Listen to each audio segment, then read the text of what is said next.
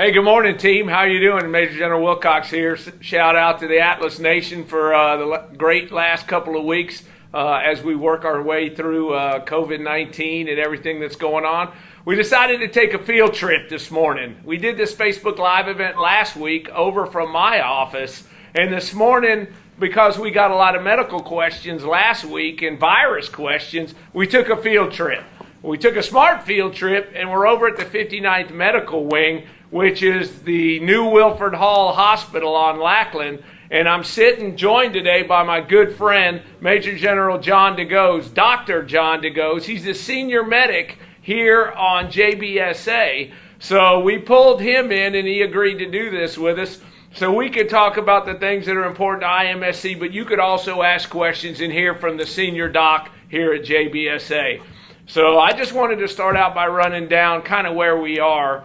We've actually seen an improvement with the number of folks that we're monitoring for the COVID-19 virus. We dropped this morning for the first time in 2 weeks, as you know, 2 weeks ago spring break was on, so we were monitoring more folks. Today we actually saw a 10-person decrease in the number that we were monitoring, down to about 250, 260. And those with symptoms have been cut in half. So great news for us there. I think our measures are starting to work. This is what the docs talk about, and this is why we're on telework. We do have that one positive that we have, but that person got it from his reserve duty out of state. No time was that person ever in the building or in contact with any of the Atlas Nation. And that person is doing remarkably well too. Very mild symptoms and you know, on their way to recovery there. So we've been in telework now, heavy telework, probably 90-95% of telework for the last week. We started 2 weeks ago, and that's working out. I'll talk a little bit about that as we go through, but you know, this is a great way to communicate. So we're coming at you live over at Wilford Hall. So Doc, you want to say a few opening remarks? Thanks for joining us today, man. You bet. Thank you. So good morning, good afternoon, or good evening, wherever you are in the Atlas Nation on the planet. Let me first start by saying thank you for what you do for all Air Force and military health system medics. We can't exist really without first-class facilities, and thank you for doing that. The bottom line up front, I think, from this COVID operation is to get mission essential work done as safely as possible while taking care of our people, their families, and the communities in which you all live. And so COVID-19 or coronavirus, it's the third coronavirus that's caused significant disease. The first one was SARS, and then there was the Middle East respiratory coronavirus. This one, the problem with this one is it spreads very easily. On the positive side, the majority of people who get infected with it have small symptoms. The downside to that is you might not realize it. You might think it's just kind of a minor thing, and because you're can-do people, you drive through. And that's actually dangerous because it can lead to increased spread.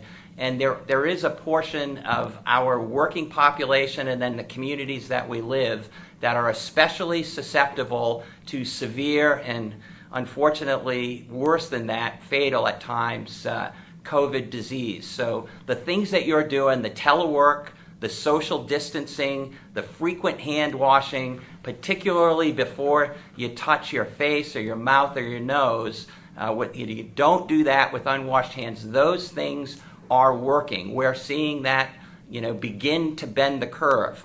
What I would say to you is we just had spring break in San Antonio, so a lot of our medics at Brooke Army Medical Center and here at the 59th were also on cruises, skiing in Colorado, visiting places that put them in kind of a 14-day quarantine. We're about to get 450 back as well.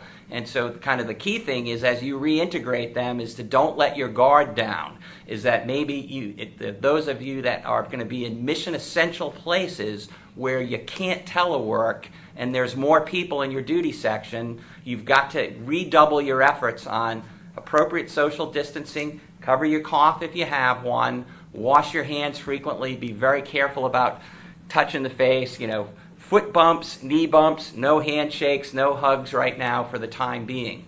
So what should you do if you think you have COVID-19 symptoms? So the problem is it's very much like a lot of other incredibly common respiratory things. So it's not too different from seasonal influenza. On the positive side, we're 1 April right now in the northern hemisphere is when you start to see regular seasonal flu, and it's been a bad year for seasonal flu, drop off. There's allergies now. General Wilcox lives next door to me, and both of our houses are coated in yellow pollen. And so a lot of people are suffering with allergies right now, and some of the symptoms are similar. And the common cold is still incredibly common. So all of those may be confusing, and you probably have not COVID, but the symptoms are similar. And so where can you get information? So if you're a military health system TRICARE beneficiary, there is a MHS or Military Health System nurse advice line, and the phone number is 1-800-TRICARE. I know the team here will put that out on the line so that you can get it, but 1-800-874-2273. If you're in San Antonio, we have a San Antonio military COVID nurse advice line as well. We'll put that number out there. In Texas, there's actually, if you dial 211, it'll take you, if you hit, number 6, after you get through 211 in Texas, it'll take you to COVID information if you need it. If you're a do-it-yourselfer, you can go to CDC, which stands for Centers for Disease Control, .gov or .gov, and look for coronavirus, and there is a self-symptom checker called the Coronavirus Self-Checker. You can put in your symptoms, and it can give you some advice. So my advice to you is, because we want to keep you, our patients, and our staff safe, is that before you come directly into an MTF, if it's not an emergency, if it's an emergency, come right in. Call an ambulance if you need it. But if it's not an emergency, that you call first, because we would advise you to put a mask on before you come into our facilities.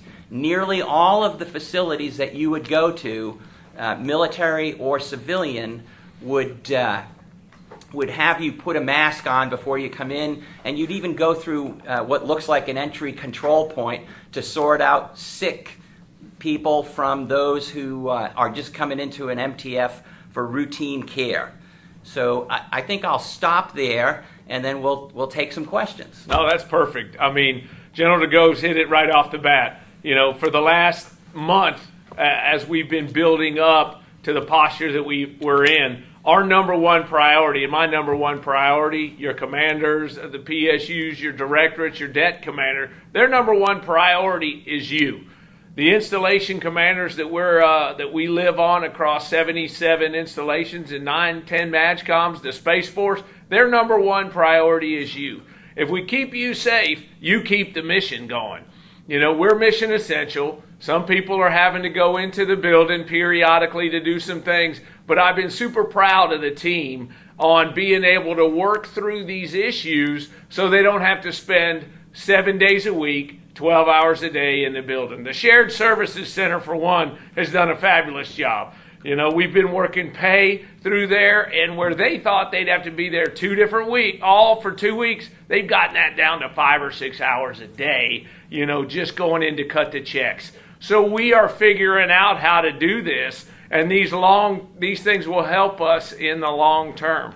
But I really want to make sure you and your families are doing good. It's tough to be telework and locked down in the stay-at-home, work-safe order, especially that we're under here in San Antonio. The kids can't go out and play. A lot of the schools have transitioned to online. You're trying to work at home at the same time. You're balancing a lot of things. So you got to take some time for yourself. If you watched my email message video that I put out on Facebook on Wednesday, I said, hey, take an hour a day for yourself. If you got a spouse, swap off, so the spouse can watch the kids.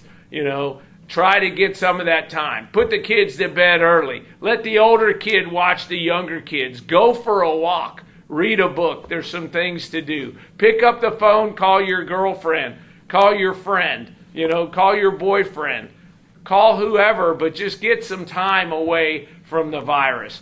So you guys are doing remarkable things. I could talk for the next 20 or 30 minutes. We kicked it off a little bit, but let's see what kind of questions you have, because that's why we do it. So again, thanks, Doc, for joining us today. Ask medical questions, ask questions about the force, ask questions about what we're doing on JBSA or what we're doing across the enterprise, but let her fly. Mike, I think we got some questions already, some advanced questions, and I see some are coming in already, so lay it on us, brother. Yes, sir. So, Dr. DeGose, just to go back to when you were talking about, seasonal allergies and COVID-19 symptoms, and you gave some reference points for that. And I think your PA team is online helping us magnify that. If that's Miss Kylie Kinzel, then thank you, Kylie. Could you give a couple of examples of what would be primary symptoms of one or the other? Sure. So the most common symptom in COVID is fever. And so as it's spread, we've gotten better research. We still have more to learn than what we know, but 90% of patients who have COVID will have a fever. A few percent less than that will have a dry cough. So fever and dry cough are the two most common symptoms far and away. Those who are going to get the more significant version, a few days after that fever and dry cough will develop some shortness of breath. And so that's, for me, in giving advice to patients, that's kind of a red line. So to give you we've had about 30 positive lab tests for COVID. We do all the testing at Brooke Army Medical Center in the last week or 10 days. And to give you an order of magnitude, all but 3 of those patients are at home just getting a phone call twice a day. But what we tell them is, if you begin to get short of breath, don't wait, come back in, and we will, reevaluate them, and if necessary, admit them to the hospital. So fever, dry cough, shortness of breath would be the most common with COVID. You see more kind of sneezing, itchy, watery eyes with cold, the common cold and allergy. They can happen with COVID, but fever, dry cough, and the warning sign, shortness of breath. Great question, Mike. Yeah, that was a good one. I mean, I've run into this problem too. When I go out in PT in the morning, my times have been off for the last 2 weeks. I was telling somebody this morning, my times are off. I'm running slower. It seems like, I'm not as strong as I am, but that's allergies. So listen to what the doc says. Go to that self-checker, and run through that, because there are a lot of things competing with each other right now at the same time. So great question. Okay, Dr. DeGose, as you were talking, we're starting to get some more health questions come in, so we're going to intermingle the ones we have in advance with what we're getting live. Someone had a question about a prenatal appointment. Will someone go to houses for blood work, etc., or is that on pause? So prenatal care should continue. Let me just broaden it, too, to say that a lot of infectious diseases, we're very concerned, even more so, about the population that's pregnant or might be pregnant. And so, like with flu, we really recommend everybody get an influenza vaccine each year, but for pregnancy in particular. And so prenatal visits, we can arrange those.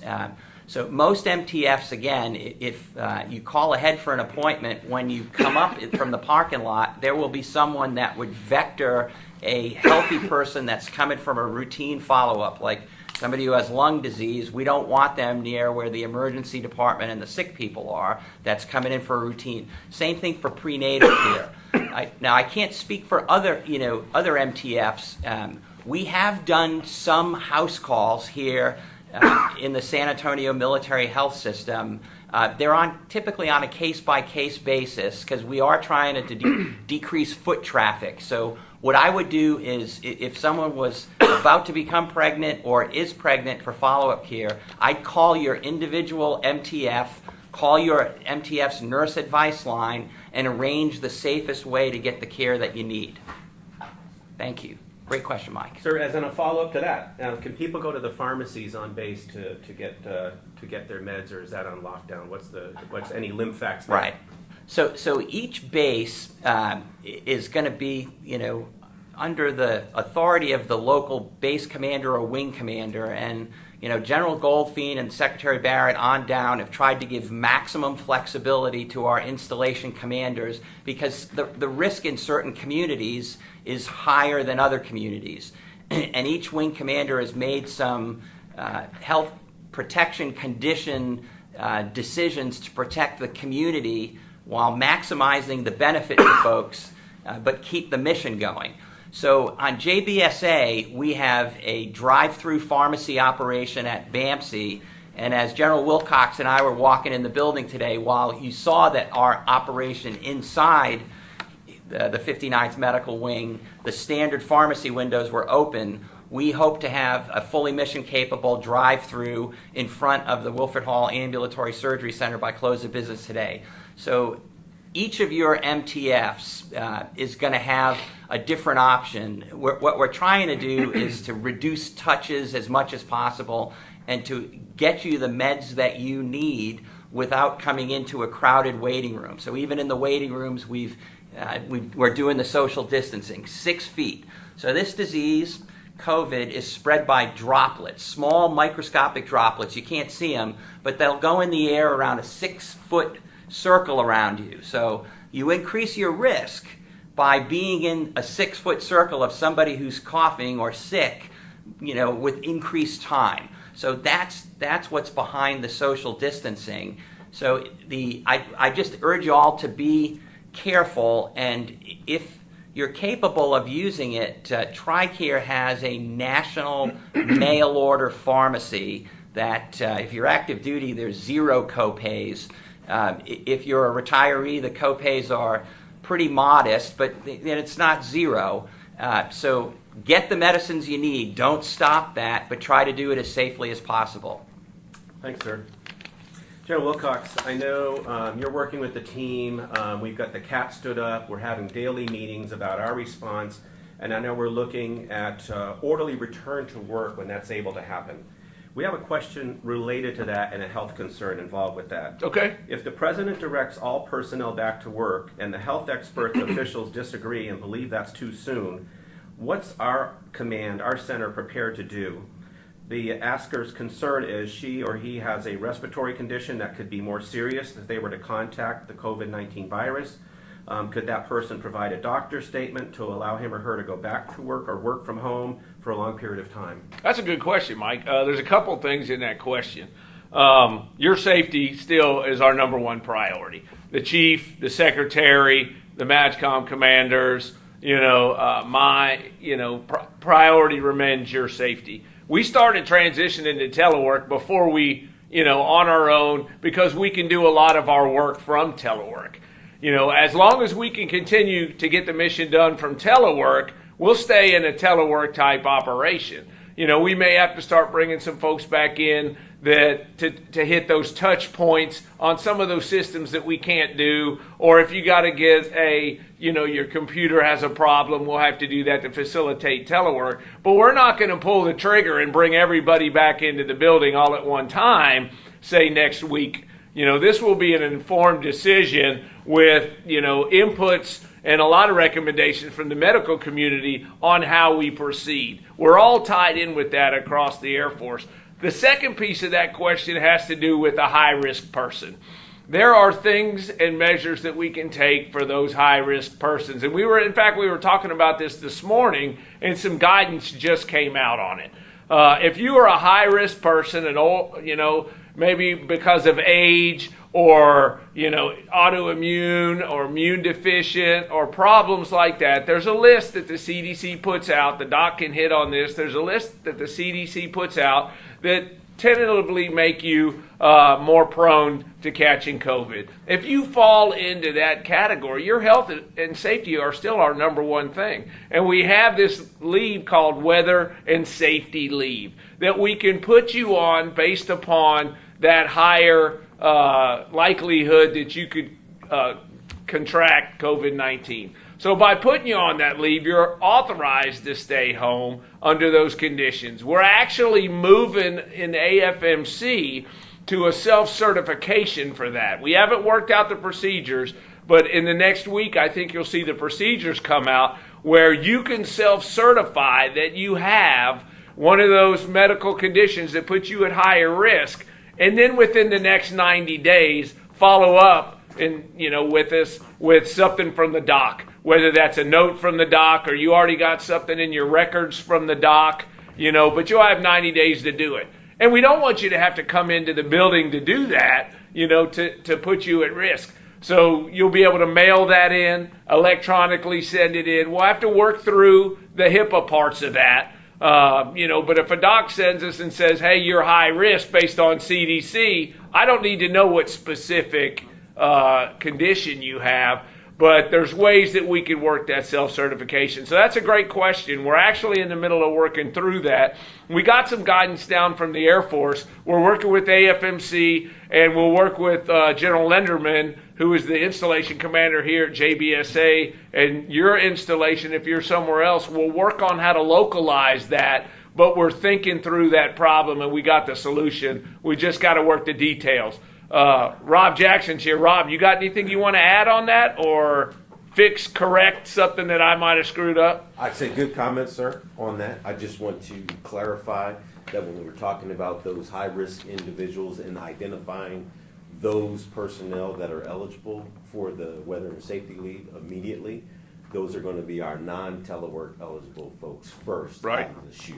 So just want to clarify that. And like you said, boss, telework is work. So if the president does order us back to work to some degree, as long as they're telework eligible and they're performing that work, then we are cleared hot and still getting the mission done. Right. I mean, our whole goal was to try to flatten that curve and not get a big spike across the enterprise.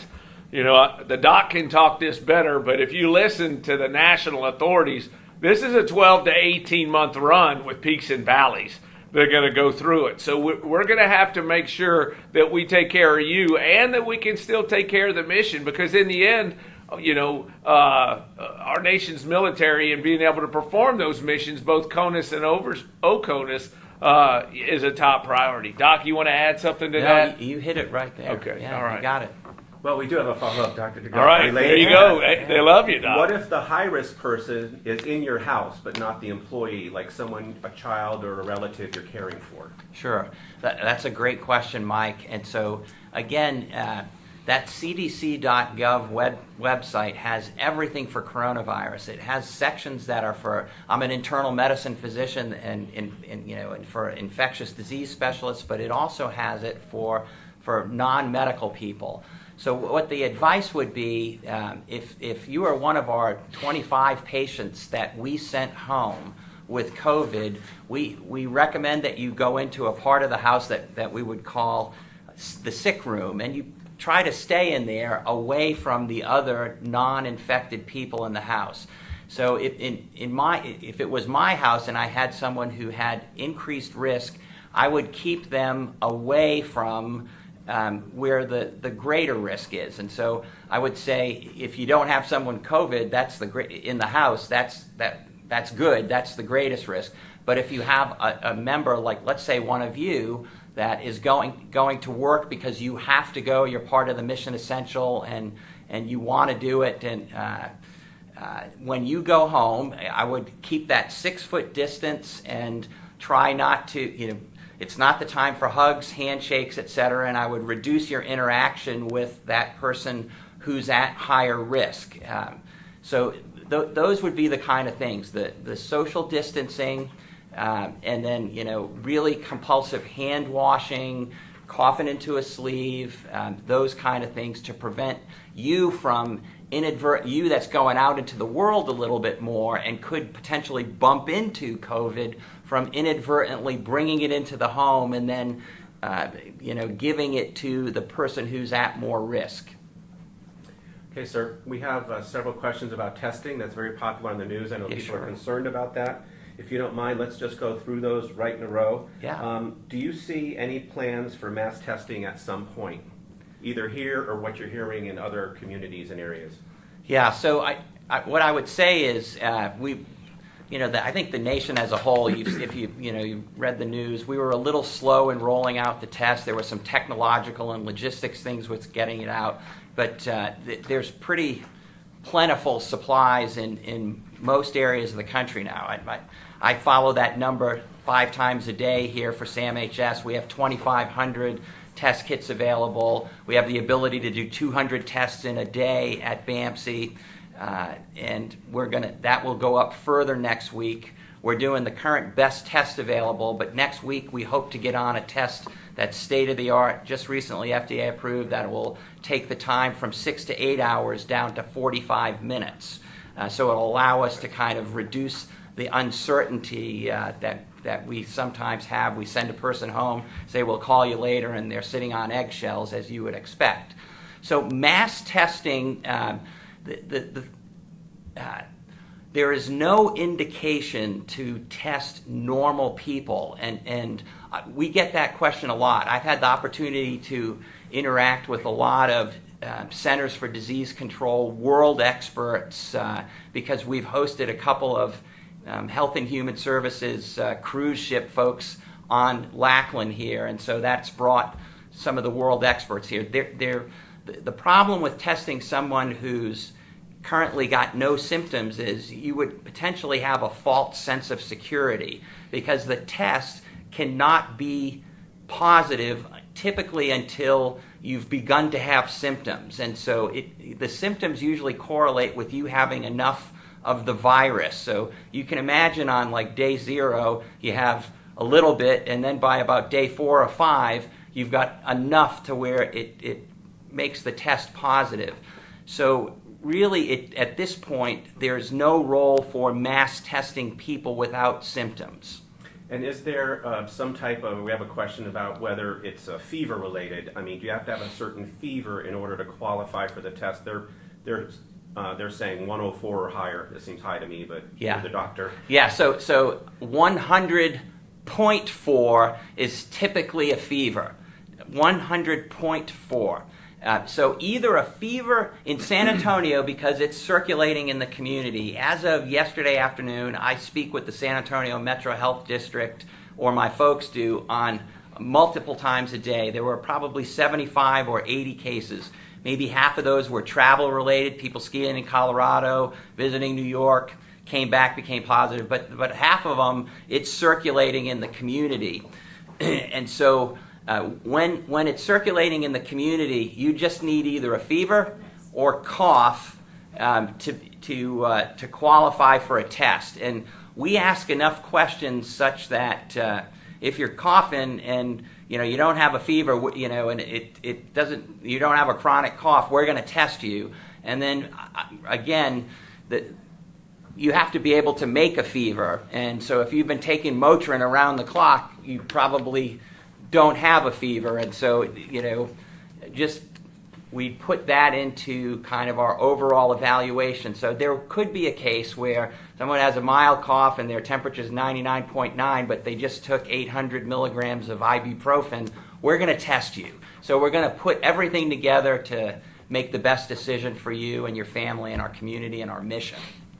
Thanks, sir. And final test question. How reliable is the test? Are there issues with false negatives or positives? Yeah, so that's a really good question, and one of the reasons why there was some initial slowness in rolling out and the CDC embargoed some tests was there were some quality issues back in the end of January, first couple of days of February.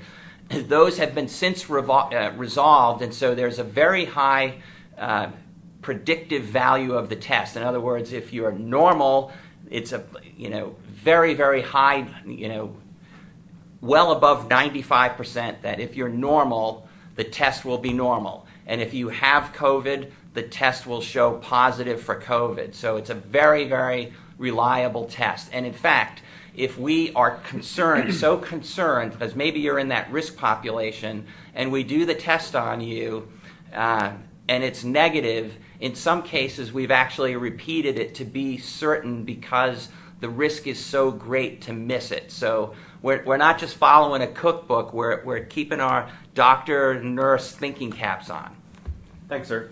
We'll let you rest your vocal cords for a few minutes. That was a good run on testing. Great questions, though. Great questions. Keep them coming, gang. Sir, General Wilcox, sir, Here's a question we got in advance. From my perspective, the coronavirus is a catalyst not only to illness, but for change.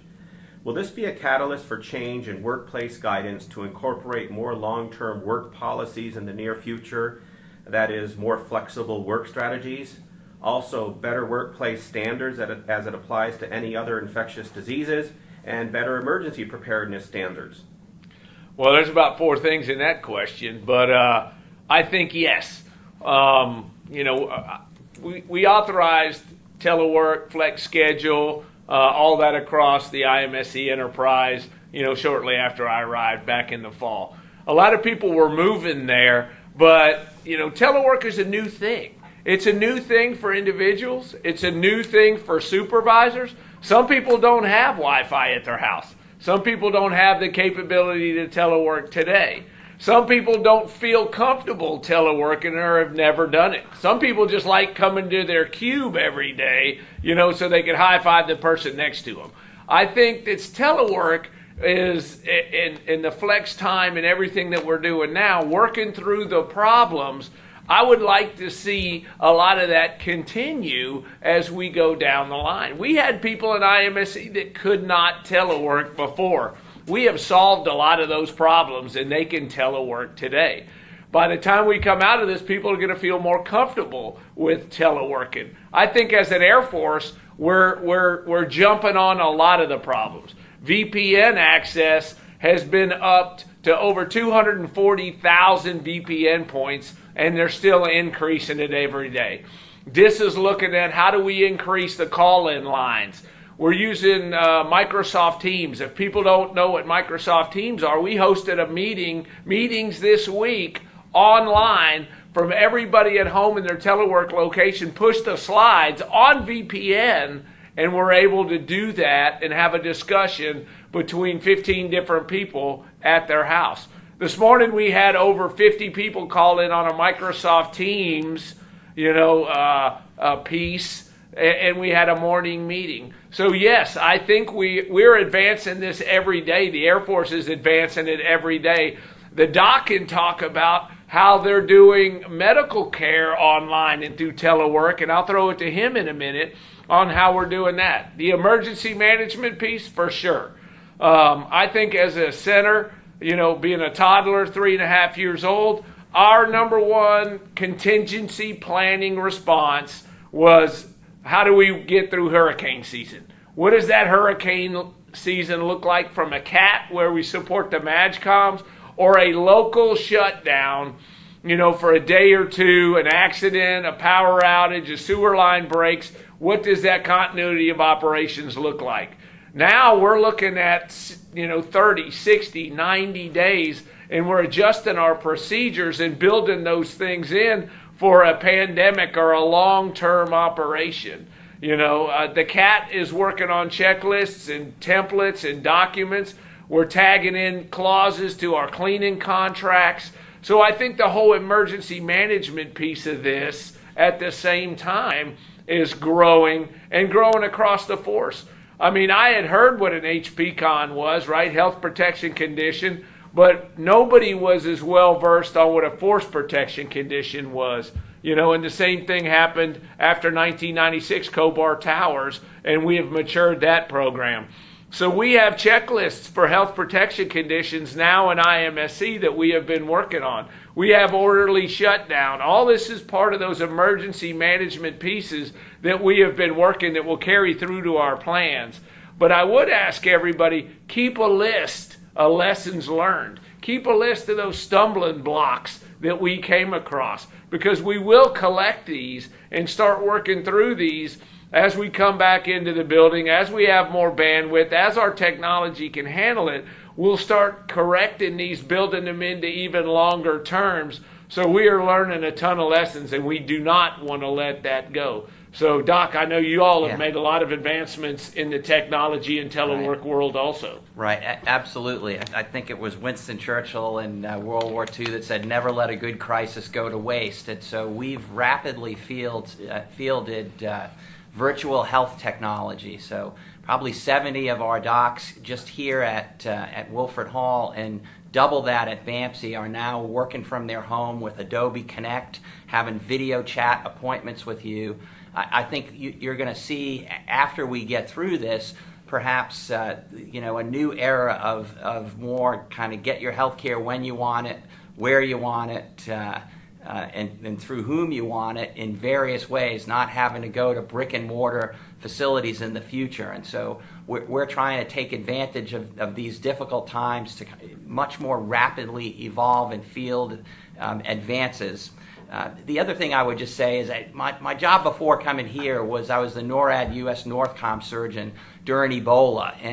And one of the reasons that America's healthcare system is better prepared today is we learned we weren't so prepared just for a couple of Ebola cases back in the fall and early part of 2015. And so some Ebola money funded a national hospital preparedness program. So most of our American hospitals now are much better prepared to deal with an infectious epidemic, or in this case, a pandemic. So learning those lessons, I think, is critical in medical and in your career fields as well. Right. So, Doc, for that telework or video chat with the doc, do they still call the appointment line to set up an appointment, and then that's how that works? Yes. So that's cool. In San Antonio, it's CAMO, Centralized Appointment Management Operation, and they can book you, if required, into a regular face-to-face visit,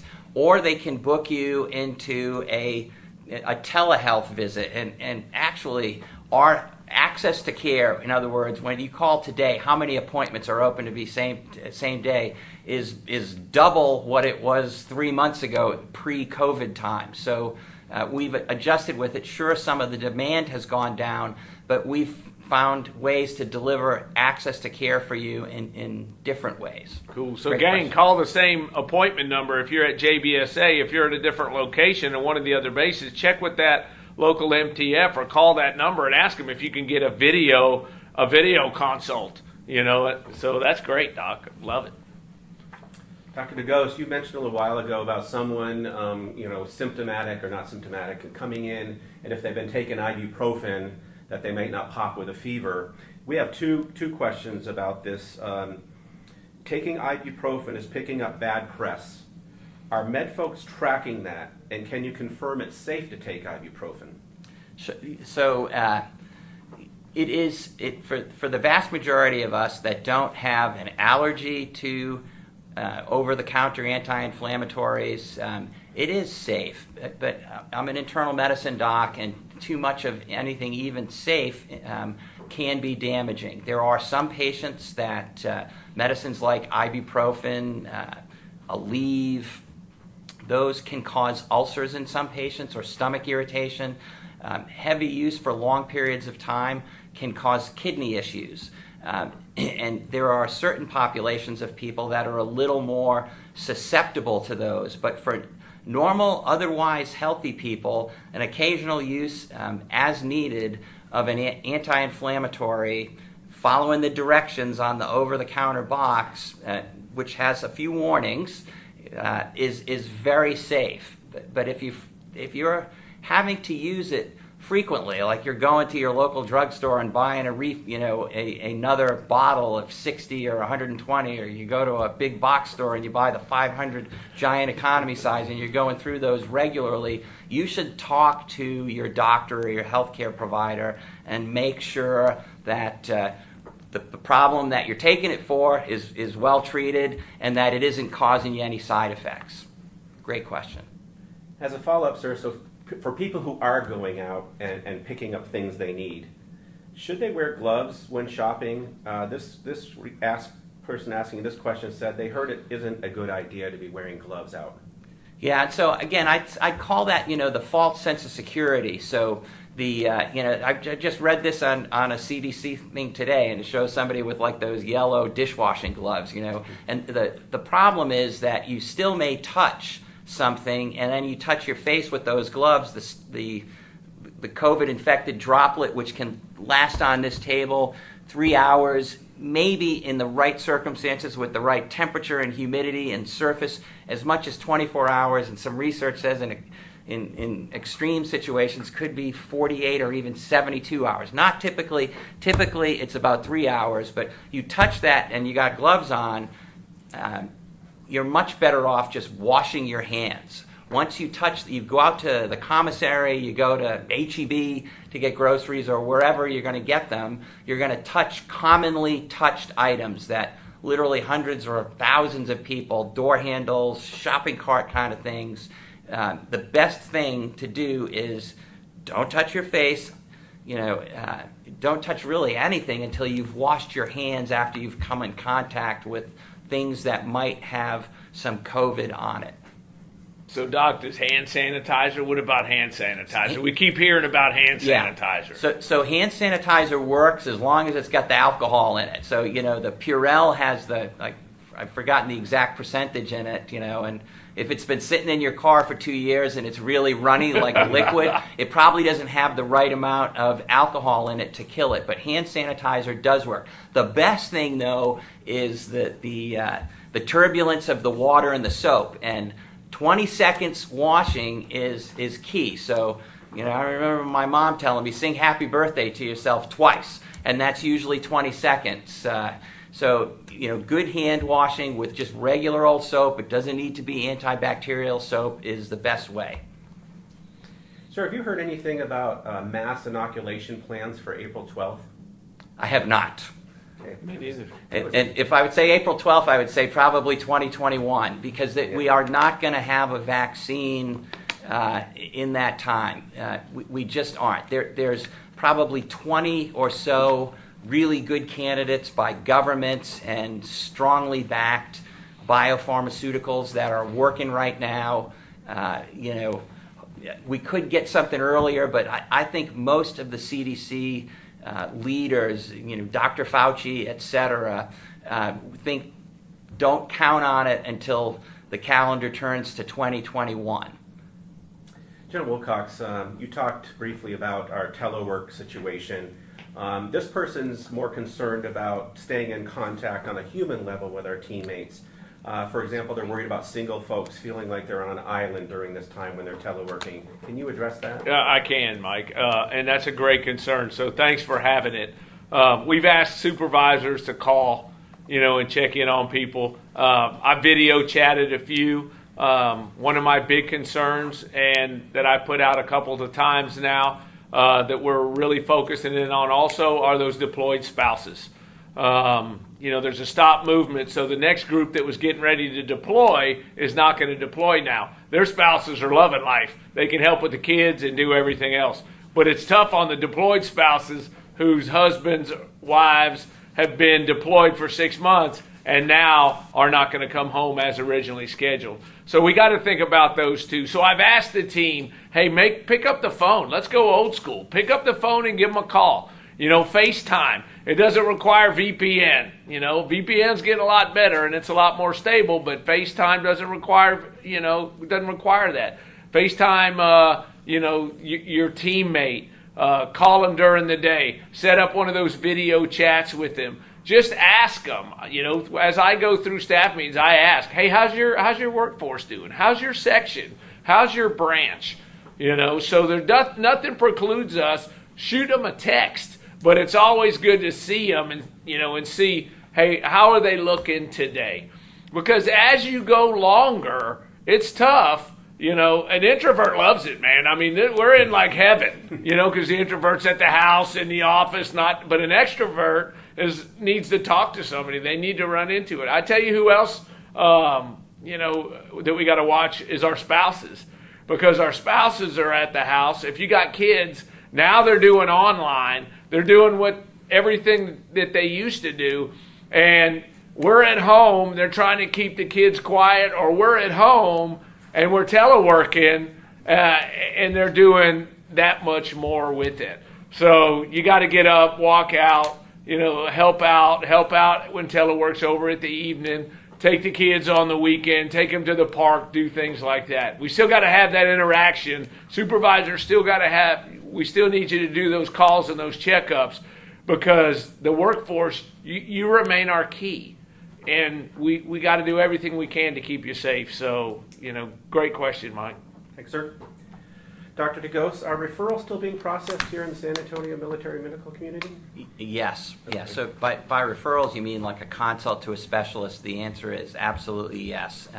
I spoke with our military network leader for Humana Military, which manages the network when you need a specialty that's not available within the standard time, or you want to see someone on the outside. And right now, they don't have any new shortages. But as you know, behavioral health, mental health has been short across the country, and it's not more short now. But the answer is yes. We're still processing referrals, same as it ever was. And if I could just jump in on General Wilcox. And so what's unusual about COVID is we're telling people to isolate, Right. And it's the exact opposite of kind of what we've been trying to do with resilience, connectedness. And so I think all of us, what I talk with our medics is let's, in trying to improve resilience, we know we have kind of a national problem with suicides and suicide prevention, and so we're trying to increase connectedness, increase the wingman culture, and so we've got to adopt a little bit of a different wingman culture in the time of COVID. And so, being creative of, how you communicate with folks is key. Right on. You talked about hygiene and other things people can do to prevent or ward off the spread of COVID-19.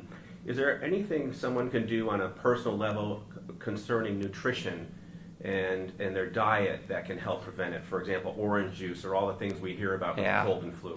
Yeah, so there isn't any one specific thing that's going to be specific for COVID, like a anti-COVID vitamin, I check my spam folder in my computer every day. I come home for email, and everybody's got something they want to get your money for COVID, but there simply isn't. But what makes you healthier and your immune system stronger to reduce colds is sleeping, trying to get that 7 hours of sleep, good sleep, eating well, a variety of foods with color, foods from the produce section, fruits from the fruit section, a little less processed foods, so a diverse diet and a little bit of movement. You don't have to run as much as your boss here, but movement and exercise that actually boosts your immunity along with good sleep and good nutrition. So just a great question. Right, but like the connectedness, right? We got to come up with new ways to connect,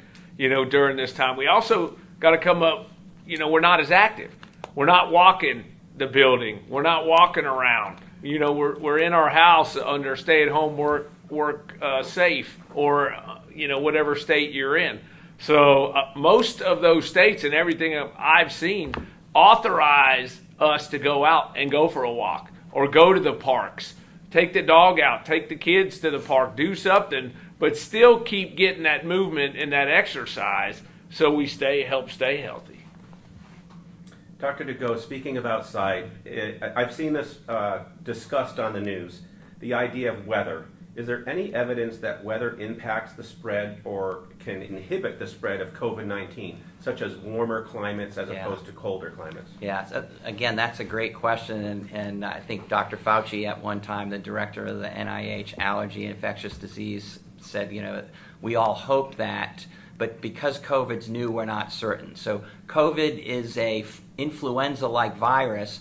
One of the characteristics of the seasonal flu is in the northern hemisphere, when it gets warmer, March, April, May, depending on where you are, it tends to go into dormancy. We just don't know with this virus. And what makes me a little concerned that it might not, still hoping that it will, is because in the southern hemisphere, so there's a significant outbreak, in South America, which is their winter, right? In South Africa, in Australia, and so some of the southern hemisphere, and so, it's their summer. I'm sorry, and so it's spreading there as well. Now, granted, the cases that went there were imported from other parts of the world, but they have set up shop during the warmer months in the southern summer hemisphere right now. So I'm hoping that as we get to summer here in the United States, that it will reduce it, but it's really uncertain because COVID-19 is so new. General Wilcox, we've talked a lot about what we're doing, prevention, and how we're taking care of our team. Can you speak to, in addition to those internal responses, we're doing things for the Air Force at large as AFIMSC, aren't we? We are. Are there a couple of examples you can provide of what our team is doing to help the Air Force COVID response? I mean, I think we're still 100% performing our mission, which, fuels 77 installations. We're still providing all the infrastructure. We're still providing MWR. We're still providing oversight of the facility and sustainment modernization, MILCON projects. We're still providing UO&M. We're still providing all the contracting support to the Air Force. So our mission hasn't stopped or been reduced at all. I would say, in fact, the mission is increased because we have baseline, but then we're doing the COVID-19 type response. Over a week ago, the Honorable Ellen Lord, the Assistant Secretary of Defense, put out a defense infrastructure letter, defense health letter that says, hey, everybody's mission critical. Our missions are mission critical. Weapon system procurement's mission critical. Everything we do is mission critical. AFIMSC put out the same thing for those mission essential functions, and installation mission support are one of those things.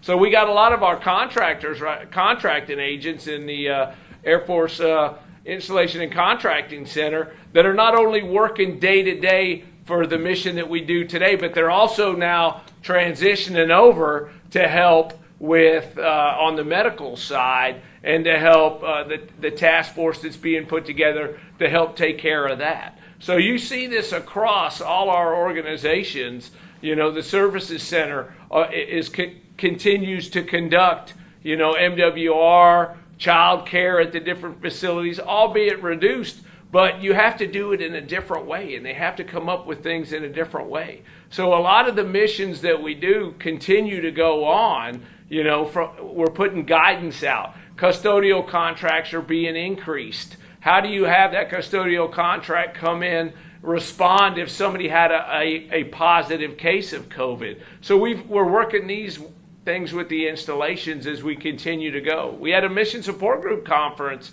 telecon yesterday that had probably 260 call-ins on Wednesday morning and afternoon so that we could answer questions, push out how we're doing things. So a lot of great work by the team to help combat the COVID-19 outbreak and the pandemic while we're doing our normal mission. So while it's harder to do because VPN and telework is challenging, I acknowledge that it's challenging, but you guys are getting the job done every single day. So we're knee deep in it and in supporting with the Space Force, the Air Force, all the MAGCOMs and all the installations. So thanks for what you do. We've got time for just a few more, and then we'll give you each a chance. If there's something we didn't address that you wanted to talk about, we'll close with that. Just a few more for Dr. DeGose.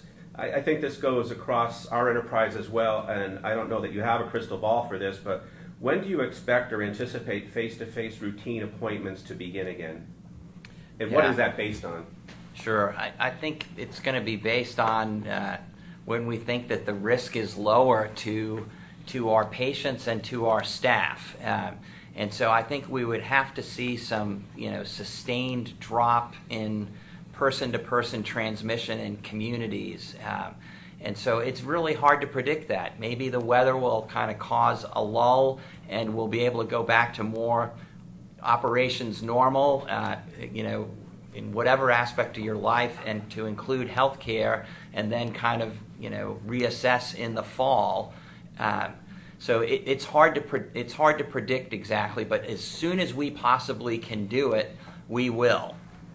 Great question.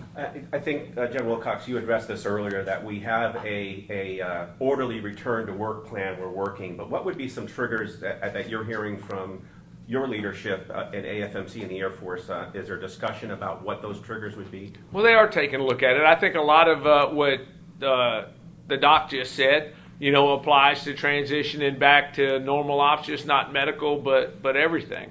I mean, as I stated earlier, there's a close partnership with the medical community on what our posture is going to be and how we're going to return to work. We're not going to rush back. I mean, as long as we can get the mission done on telework, which we're doing every single day, then the plan is not to call everybody back into the building next week, while we're still rolling through this.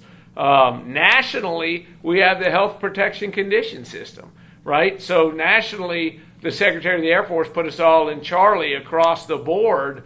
So I think just like, for protection of the installation, you see force protection conditions ramp down. You'll have to see those health protection conditions ramp down, which are based on these different factors that are out there, while still taking care of the higher risk personnel, while still being able to take care of those single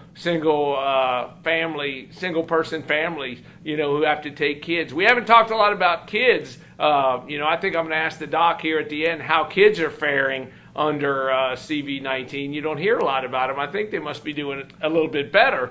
But, it'll be a concerted effort with discussion and back and forth with the medical community and all the experts before you see us all rolling back into Building 1 full blast. Just like we eased out of Building 1 with different teams primary teams, reporting in, I think we'll have an orderly fashion where we start coming back to work based upon the effects on the ground at your specific location at that time. Yeah. So for children, unlike seasonal influenza, which the very young and the very old are where the most severe cases are, most of the hospitalizations and unfortunately the deaths. With COVID, it's very rare in people under 20 that they have significant disease. You hear about a case here or there, but exceedingly rare. So that's one of the silver linings is our children are safer from COVID, and most of the severe is in people that have an underlying medical condition of whatever age that affects their immune system or the very old. So right. that is a good thing about COVID, if there is any. Yes, sir. Well, you have the floor. We've got about 3 minutes left. Sure. Anything you want to address that we haven't touched on? Sure. So again, we're in a balancing act. Docs, we recommend, commanders decide, and depending on how important the mission is, we might have to take a little bit of risk. But when the risk isn't really high, then we're going to try to keep us all as safe as possible. And so it's all those things we talked about. Use the CDC, self-assessment tool. Call and ask questions if you're uncertain. Follow that CDC guidelines, and you will keep yourself, the mission, your families, and the communities that you live in safer. Thanks for all you do for our nation and the United States Air Force. Hey, team, I hope this has been beneficial to you. If there's, let us know, like it, if, put some comments down. If there's somebody else that you'd like us to take a field trip with or bring into one of these in the future, we'll absolutely do it. I want to say thanks to the team for being innovative and coming up with new ways to do it. Thanks for getting the mission done when the technology might not be 100% to what it is in the building. I mean, even in the building, don't forget we fight the blue circle of death all the time, right? So now we fight the VPN a little bit. But it's getting better, and the Air Force is moving in the right direction. DOD's moving in the right direction. We're moving in the right direction and coming up with new ways of doing things all the time. It's Friday. We're rolling into the weekend. It's been a busy 2 weeks. I can't stress the importance of your resiliency and your health to us getting the mission done.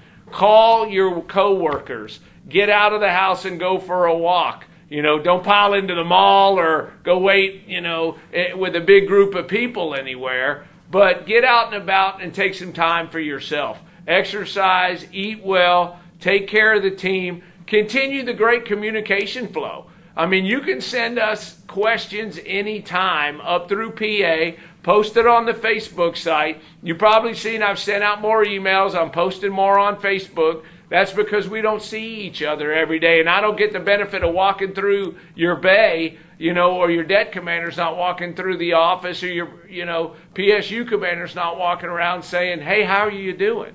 So I start off that a lot of times.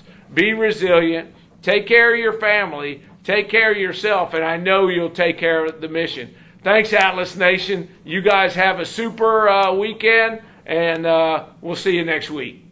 General Wilcox out.